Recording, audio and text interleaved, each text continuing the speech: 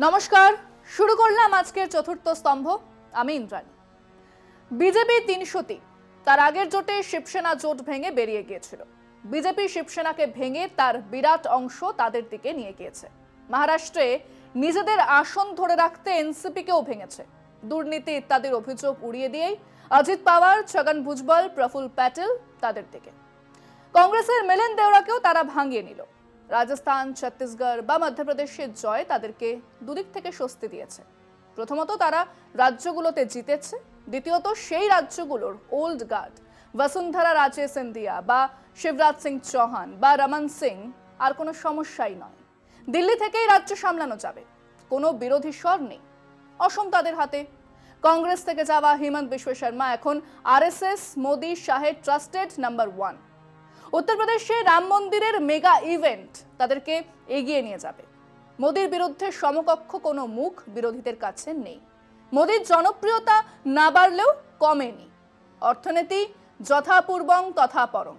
আর ভারতবর্ষে অর্থনীতির ওপর ভোট হয়নি কোনোদিন, এবারও তার ব্যতিক্রম হবে না। অর্থনীতি যদি মাপকাঠি হতো তাহলে কবেই এই সরকার আস্থা কুঁড়ে পড়ে থাকার কথা।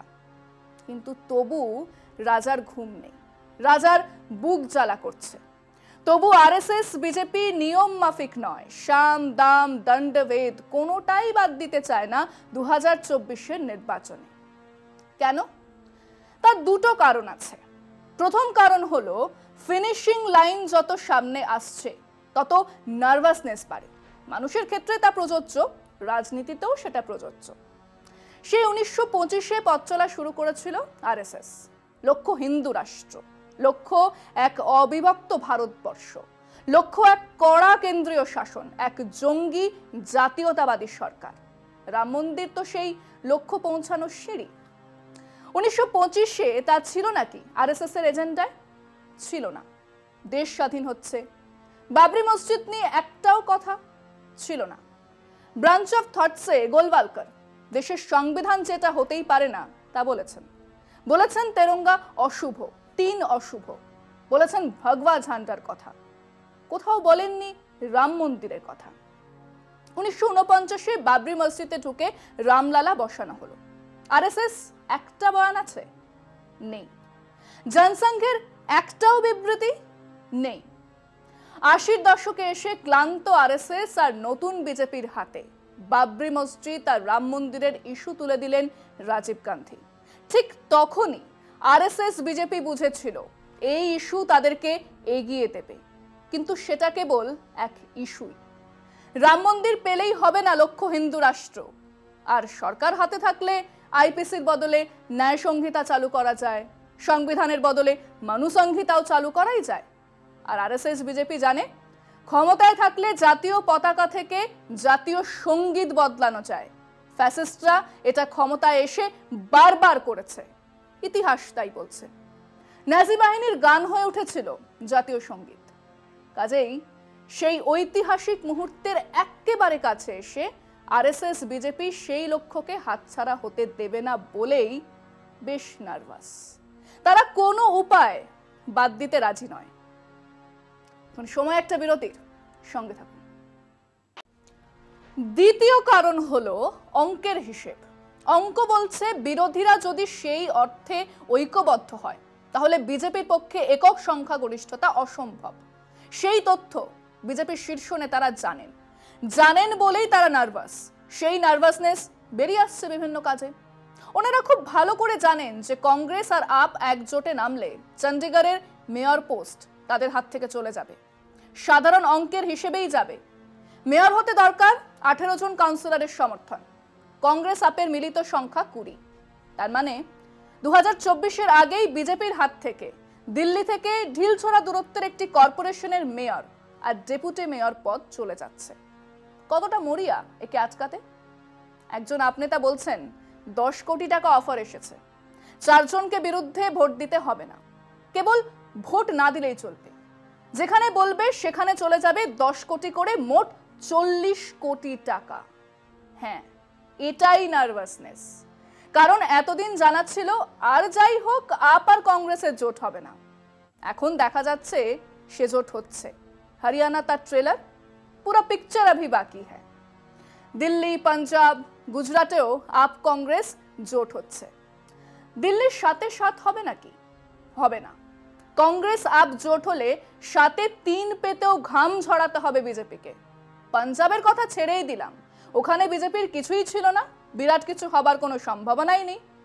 কিন্তু গুজরাটে, সেখানেও আপ কংগ্রেস জোট আবার বিজেপিকে সমস্যায় ফেলবে, কে কুয়াক হবে না। একইভাবে নীতিশ, লালু, কংগ্রেস বাম জোট বিহারে কেমন করবে? যেখানে গত নির্বাচনে বিজেপির ভোট ছিল 19%-এর একটু বেশি।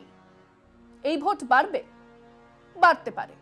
কিছু ছোট দলের সমর্থন পাবে বিজেপি, হ্যাঁ পাবে, কিন্তু কতটা বাড়বে তাতে? 3 কি 4টে আসন পাবে? অধীর বাবুকে যদি কেবল এইটুকু বোঝানো যায় যে আপনার আসন সুরক্ষিত, মানে সিঁড়িতে চড়িয়ে মই কেড়ে নেবে না তৃণমূল, তাহলেই বাংলায় কংগ্রেস তৃণমূল জোট হবে। আর সেটা হলেই বিজেপি কটা আসনে জিতবে নয়, কটা আসনে লড়াইয়ের জায়গায় থাকবে সেটা নিয়ে আলোচনা হবে। কংগ্রেস তৃণমূল জোট হলে 4 কি 5টা আসনের বাইরে জিতে আসতে পারবে বিজেপি। তেলেঙ্গানাতে গতবার 4 জন সাংসদকে জিতিয়ে নিয়ে আসতে পেরেছিল, এবারে একজনও জিতবে। কর্ণাটকে 28টা আসনে বিজেপির ছিল 26টা, এবারে 12টা আসনে জিতলেও বিরাট কথা হবে। রাজস্থান, মধ্যপ্রদেশে সব আসন পেলেও উত্তরপ্রদেশে আসন কমবে। বিধানসভার নির্বাচনের ফলাফল তাই বলছে। এবং এরকম একটা আবহে ভারতীয় জনতা পার্টি তার তুনির থেকে সব অস্ত্র বের করেই মাঠে নামবে, সেটাই স্বাভাবিক। সেই তুনির থেকেই বেরিয়েছে রাম মন্দির। রামকে নিয়ে কোনো মাথা ব্যথা ওনাদের নেই, হিন্দু ধর্ম নিয়েও নয়। ঠিক এই মুহূর্তে ইন্ডিয়া জোট, ইন্ডিয়া অ্যালায়েন্সকে ঠেকাতে মোদী শাহের সব থেকে বড় ইভেন্ট অযোধ্যায় রাম মন্দির। সারা দেশ মর্যাদা পুরুষোত্তম রামের আবেগে ভাসবে। হ্যাঁ, সামনে মুখ নরেন্দ্র ভাই দামোদর দাস মোদী আর আদিত্যনাথ যোগী। দেশ তো হিন্দুদের, তাহলে কেন হিন্দু রাষ্ট্র হবে না? আপনারা পাড়াতে বসেই শুনবেন। এর সঙ্গে তাদের তুনিরের পরের অস্ত্র জঙ্গি জাতীয়তাবাদ। আবার হামলা করতে দেওয়া হবে। সব জানার পর কিছু বোরের মৃত্যু, এবং সেই মৃত্যুকে ঘিরে আবার পাকিস্তান বিরোধী স্লোগান, ঘর মে ঘুসকর মারেঙ্গে, একটা ছোটখাটো যুদ্ধ, ইদানিং যাকে বলা হয় লো ইন্টেন্সিটি ওয়ার, হতেই পারে। আমরা তো জানি, যখনই প্রশ্ন ওঠে বস্ত্র কি খাদ্য, সীমান্তে বেজে ওঠে যুদ্ধের বাদ্য। বেকারত্ব গত 40 বছরের রেকর্ড সীমায়, চলে যাবে পেছনে। কৃষকরা ফসলের দাম পাচ্ছেন না, উবে যাবে এ দাবি।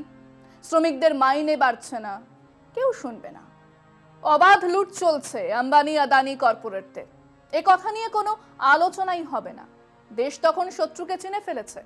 1933 থেকে জার্মানির মানুষ যেমনটা বুঝেছিলেন, দেশের প্রত্যেকটা সমস্যার জন্য দায়ী ওই ইঁদুরেরা, তারাই নাকি উই পোকার মতো সব শেষ করে দিচ্ছে।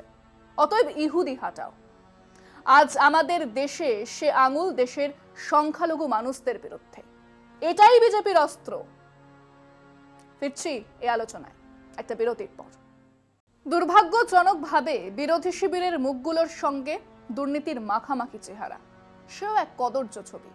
কাঁড়ি কাঁড়ি টাকা, গয়না, সম্পত্তির দলিল বলে দিচ্ছে দুর্নীতির কালো শেকড়ের গল্প।